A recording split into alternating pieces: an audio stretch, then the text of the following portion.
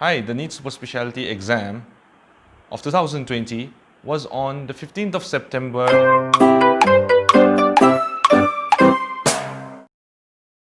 I'm going to talk about the pattern of the exam and my personal experience.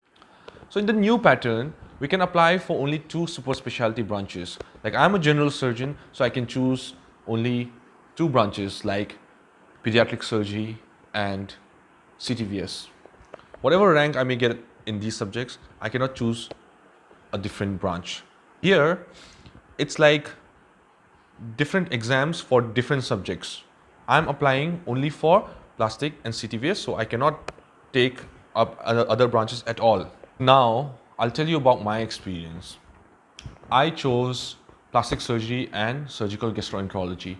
My main focus was on plastic surgery, and I appeared for gastro just like that, just to see where I stand. But I want to do plastic surgery. So I chose my first option as plastic surgery, second as surgical gastroenterology. So I expected that in my exam, I'll have to appear for the plastic surgery questions first and then gastro. The exam was scheduled for the afternoon time. The exam was from 2 p.m. to 5:30, but then we could enter the center from noon to 1:30 p.m. And from 1:30, no candidates were allowed to enter. 1:30 to 2 p.m. they make us sit at our respective computers and we wait for the exam to start. At 2 o'clock we start the exam. So we are giving two exams. Like I gave for plastic surgery and gastro. So each paper has two parts, part A and part B. Part B is the specialty questions, like they'll ask questions on plastic surgery or gastro. And part A, they will ask questions on the feeder branch. Like for plastic surgery, the feeder branch is general surgery. Like for surgical gastroenterology, the feeder branch is general surgery. So there will be 40 questions of general surgery and 60 questions of whatever branch it is.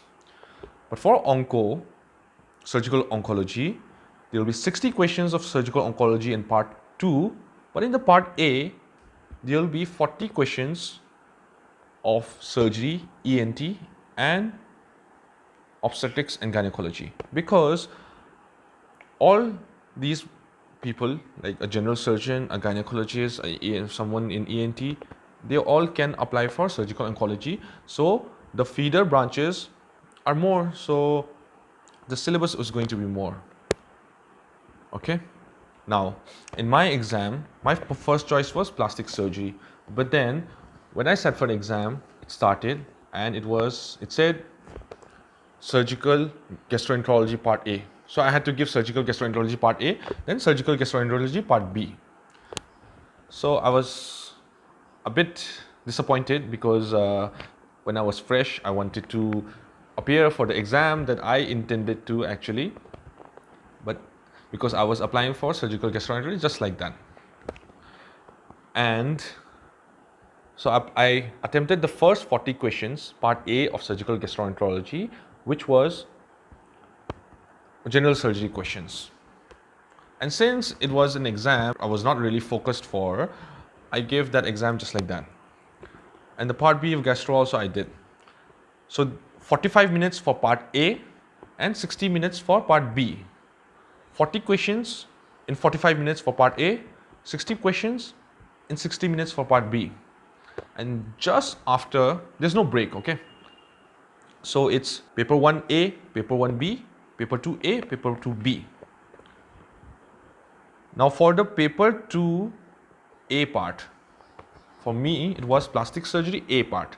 So for plastic surgery also A part is general surgery. So in the exam, what the computer said was, the part A that you appeared for gastro is going to be taken as common for plastic surgery as well. And I had to wait 45 minutes doing nothing, just sitting in front of the computer. And then after waiting for 45 minutes, I had 60 more minutes to appear for the 60 questions of plastic surgery. So why I'm telling you this is because I didn't know about this. So when I was appearing for the 40 questions of exam 1, I didn't know that it's going to be taken common for the exam 2. So when I was reviewing my answers, it's not like I did it very badly, but when you are really focused for the exam, you are aiming for that seat, you want to make sure you're not making any mistakes, and you want to be very precise about how many questions you attempt and how many questions you don't attempt and all. So while appearing for those 40 questions of gastro, I thought 40 questions of general surgery for plastic surgery exam will also come later. So I'll attempt nicely in that. And then later, when I got to know that those 40 questions will be taken common and I don't get a fresh 40 questions of general surgery for plastic surgery, I was a bit disappointed, because otherwise I would have been more careful in attempting, and maybe I would have not attempted some questions. I left 3 questions unattempted in the part A of gastrosurgery, but if I knew that this is going to be considered for plastic surgery also, I think I would have not attempted 1 or 2 questions more, because I was not sure about the answer, and I just attempted it like this because I thought, anyway, I haven't studied for gastro, I'm not going to get gastro at all, so I'll just give it like that, it doesn't matter whether I get 1500 rank in gastro or 1000 rank in gastro, but it matters a lot to me if I get 200 or 100 or 50 rank in plastic surgery. So this is something we need to be aware of. And it's not necessary that the option you choose, like I chose plastic surgery first, but I had to appear for plastic surgery in the second exam. Some of my friends chose their option one as plastic and second as Euro, and they got the first paper as plastic and second as Euro. So I don't know how all this is, how the pattern works. So there's nothing fixed like you choose a particular subject and you get that subject to be attempted first.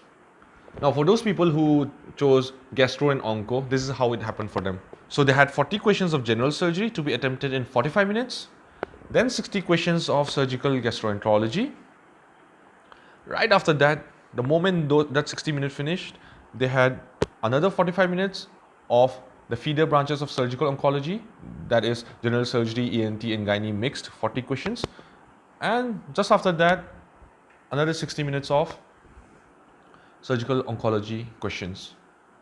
So 45, 60, 45, 60. So those people had to sit through the whole, that is 1.5 to 3.5 hours of attempting questions continuously, whereas because I had part A common in the 2 papers, I was busy attempting questions for the first 45 minutes, the second 60 minutes, and the last 60 minutes. I had an idle time of 45 minutes in between. So this is what I wanted to share in this video, so that the future applicants of 2021 or 2022 or further on, they are aware of these things. And okay, this is not going to matter a lot to everyone, but I think it might matter to some people. We need to be mentally ready of what's going to happen in the exam. I was not ready, and I was so excited that the moment I enter, I'm going to appear nicely for plastic surgery, and then gastro paper, I'm just giving like that, I'm just trying my luck. Well, this is my experience. And yeah, about the questions, the level of questions, the questions were not very difficult according to me. That does not mean that I'm going to come as the first rank holder, but what I mean to say is, they don't ask in depth.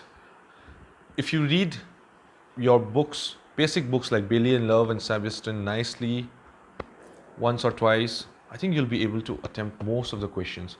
So the questions are easy, but then obviously, since the questions are easy, everyone is going to get a high score, and the competition will be tough. But it's not a kind of paper where you go and you find all the questions so difficult and you have to read in depth of every topic. Nothing like that.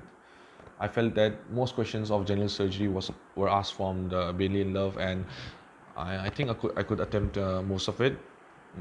Although I was confused in some of the answers, but if I had revised Bailey and Love properly, I think I would have able to answer the questions.